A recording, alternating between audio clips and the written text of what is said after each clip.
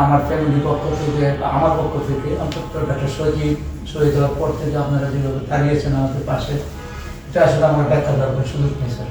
আর তারেক রহমান সাহেবকে আমি ওনাকে যথেষ্ট সালাম পৌঁছেছি। জি স্যার, সালাম পৌঁছেছি। এবং যখন এবার একটা যখন বলছি যে তার তো এরকম একটা এসে দরকার, যে অক্সিজেন কনসেন্ট্রেটগুলো চালানো আপনি যেগুলো দিচ্ছিলেন সেগুলো চালানোর জন্য এরকম এই জিনিসগুলো সাহায্য দরকার। তো বললো যে অবশ্যই মানে এটার জন্য দেরি না হয়, কারণ এটা মানুষের জীবন মরণ সমস্যা, তুমি এটা যত তাড়াতাড়ি করো সেইটার জন্য ইয়ে করে দাও। আমি আবার একটু বলছি যে আমার তুমি যাবা কেউ, তো আমার তো সে যাবে আমার তো বলবো যে বললাম যে না সে রিকোয়েস্ট করলে সেই সাধারণত আসবে। জি স্যার, জি স্যার, বলে ঠিক আছে, সেই জন্য ওটা তার জন্য আসার এগুলো সব জন্য ঠিকঠাক মতো ব্যবস্থা হয়। আমি একটু জিনিস বলছি আপনাকে, ওই যে ইঞ্জিনিয়ারিং ইনস্টিটিউটে আপনাদের একটা অনুষ্ঠান হচ্ছিল, হ্যাঁ, মানে সমৃদ্ধ পেশাজীবী পরিষদ, ওখানে তারেক রহমান সাহেব আমাকে একটা কথা বলছিল যে ডাক্তার সজীব আমার কর্মী এবং তার ডকুমেন্টস আমার কাছে আছে, তারপরে নরসিংদী রায়পুর আমি তাকে চিনি। তো এটা তো অনেক পাওয়া, তাই না? এটা কিন্তু অনেক পাওয়া, কারণ সে হলো আপনার আগামী দিনের রাষ্ট্র নায়ক। তো সেই হিসাবে উনি যখন এটা জানেন, তো এটা আমাদের জন্য তো অনেক আগে গেল না যে ডাক্তার সজীবকে উনি জানেন যে উনি ওনার কর্মী।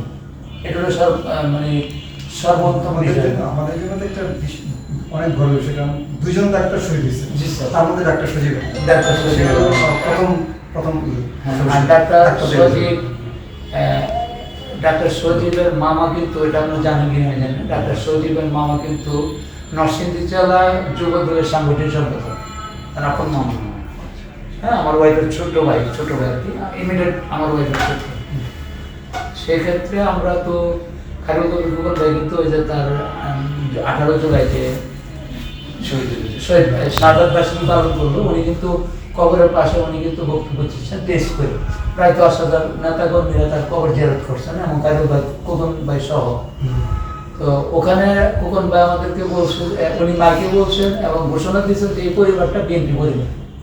এরপরে তাছাড়া কিছু বলার থাকে ওদিকে খোকন ভাই নিজে আসছিল তো বলে যে মানে আমি তোমার বলার কাছে বসে, সেও কিন্তু বলছে যে আমি আর কি আমরা তো মানে ইয়ে করার কাজ, মানে আমি যে একটু সাহায্য করবো যতটুকু পারছি করছি, আরেকটু কমে সেটা সুযোগই পাচ্ছে না, কারণ ভারপ্রাপ্ত চেয়ারম্যান তো সে নিজেই সব নিজেই করতে, সে নিজেই টেক কেয়ার করে।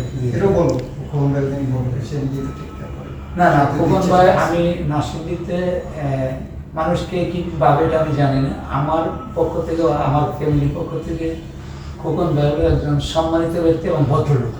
তার মতো ভদ্রলোক নরসিংদীতে আমি আর কোনো নেতা, এরকম নেতা আমি দেখিনি। এবং আমি ওই দিন আমি বলছিলাম যে আপনি আসলে তো একজন মহান নেতা, কারণ হলো আপনি একজন কর্মীর জন্য যদি 2 ঘন্টা 3 ঘন্টা দাঁড়ায় থাকতে পারেন, এর থেকে তার কিছু চাওয়া পাওয়া নাই।